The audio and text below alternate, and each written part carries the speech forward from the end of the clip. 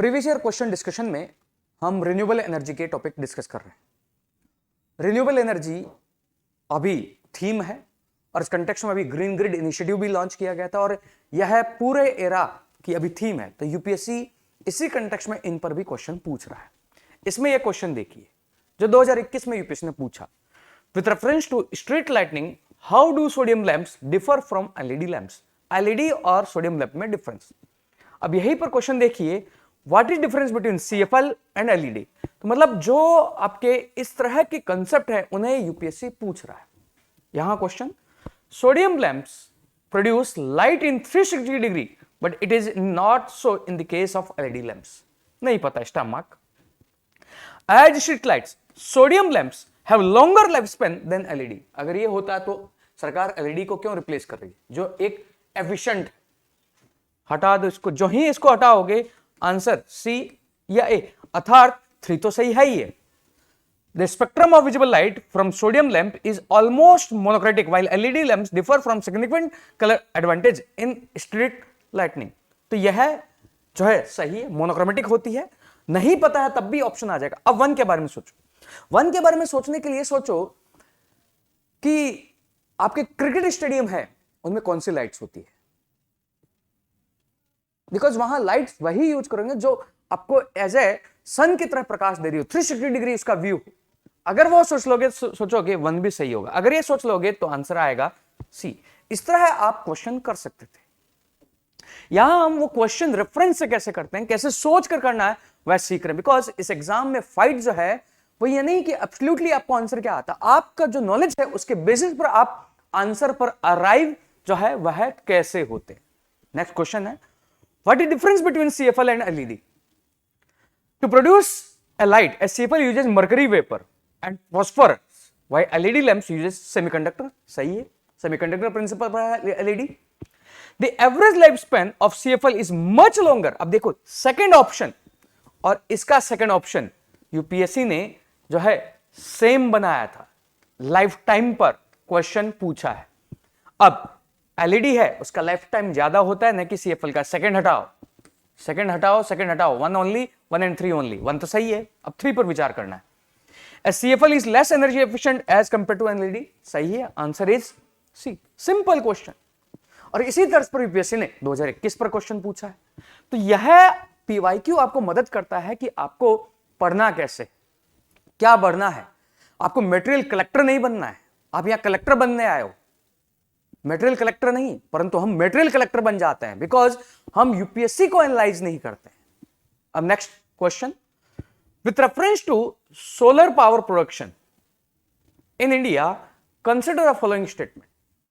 Solar power production के context में India is the third largest in the world in the manufacturing of silicon wafers used in photovoltaic units.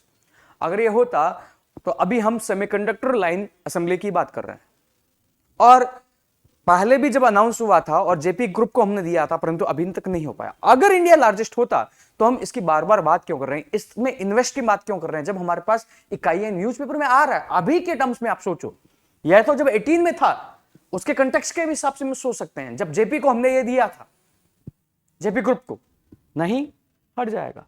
The solar power tariffs are determined by Solar Energy Corporation of India. Energy corporation है, tariff decide करना। Tariff decide करोगे तो आप उस body को दोगे जो regulate करती हो। अब इस कंटेक्स्ट में सोचो, वैसे ये ऑप्शन टफ है, आप इस क्वेश्चन को लीव कर सकते हो। यहां आप अगर एनर्जी एक्ट सीईआरसी को सोचोगे, सेंट्रल इलेक्ट्रिसिटी रेगुलेटरी कमीशन, तब आप सोच पाओगे वह रेगुलेट करती होगी। यहां पर कंफ्यूज करने के लिए सोलर है तो ये आप सोलर से इसको सोच लो, आप आंसर मार्क कर दो बी। इसलिए यूपीएससी ने ऑप्शन दिया है, पर यह भी नहीं है, आंसर इसका डी। सोच कर करना है और न्यूज़पेपर में जो आप पढ़ रहे हो उसके रेफरेंस से ये क्वेश्चंस होंगे। नेक्स्ट क्वेश्चन है, with reference to solar water pumps consider the following statement. Solar power pump के कंटेक्स्ट में, solar power can be used for running surface pumps and not for submersible pumps. Solar power can be used for running centrifugal pumps and not the ones with piston. Question science and tech का जरूर है, but इसमें mechanical principles और mechanics कैसे काम करती है उन पर है। और ये क्वेश्चन 2021 का एज ए टफ है, चाहो तो आप इस क्वेश्चन को जो है लीव कर सकते हो, लीव कर सकते हो, बिकॉज क्वेश्चन हमें करना ही नहीं आना चाहिए, क्वेश्चन को लीव करना भी आना चाहिए। क्वेश्चन को छोड़ते कैसे? Question tough, leave. वैसे इसका आंसर है D. Next question, net metering is sometimes in use in the context of. Net metering solar energy के कंटेक्स्ट में आप प्रोडक्शन जो कर रहे हो और ग्रिड से जो ले रहे हो उसके बैलेंस के बेसिस पर यह कंसेप्ट है। अभी तो ये कॉमन हो चुका है, परंतु जब ये पूछा गया था तो केवल न्यूज़पेपर में चल रहा था, ये टर्म हाईलाइटेड नहीं थी। ऑप्शन क्या होगा? ऑप्शन है इसका ए, सिंपल। और इस तरह के क्वेश्चन से पता लगता है कि यूपीएससी कैसे टर्मिनोलॉजी पर क्वेश्चन पूछता है।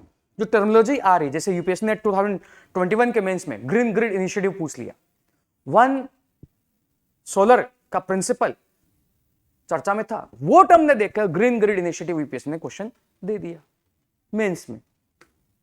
तो इससे जब हम कुछ भी पढ़ते हैं तो यह फाइंड आउट करना, जैसे यूपीएससी ने रैंसमवेयर, WannaCry वगैरह पर क्वेश्चन पूछे, वहां पर ऑप्शन दिए हैं उसने कि ये क्या है, तो उससे पता लगता है इन पीवाईक्यू से हमें पढ़ना कैसे है।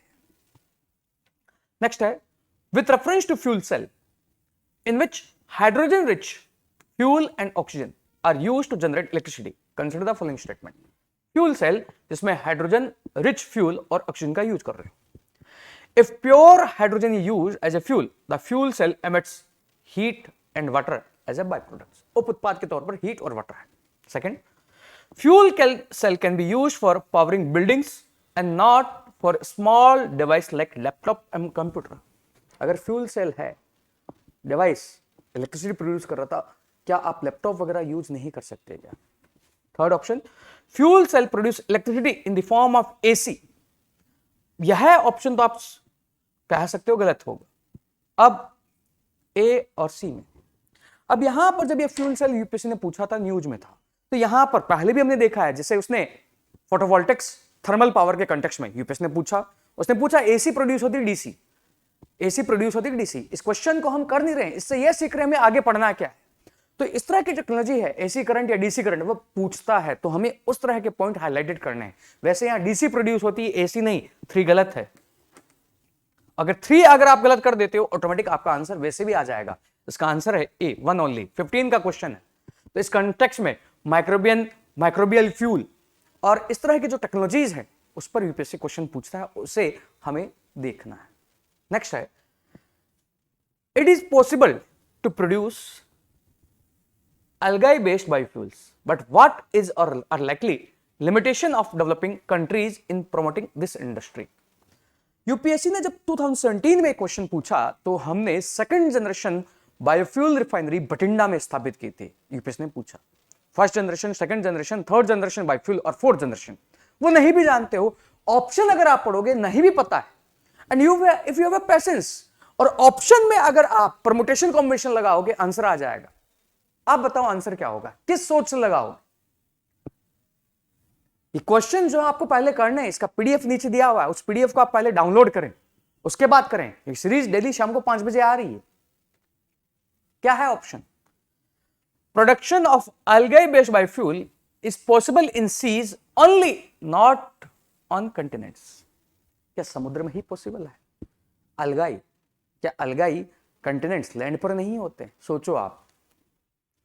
Setting up and engineering the algae-based biofuel production require high level of expertise technology until the construction is completed. अगर पता है थर्ड लेवल, सेकंड लेवल तो हमने लगाया है, और algae based लगाना है तो कितना आपको एक्सपर्टीज टेक्नोलॉजी की जरूरत होगी। यस, टेक्नोलॉजिकल जो है एक फैक्टर हो सकता है आपके रोड ब्लॉक का। सेकंड होगा economically viable production necessitates the setting up of large scale facility which may raise ecological and social concern.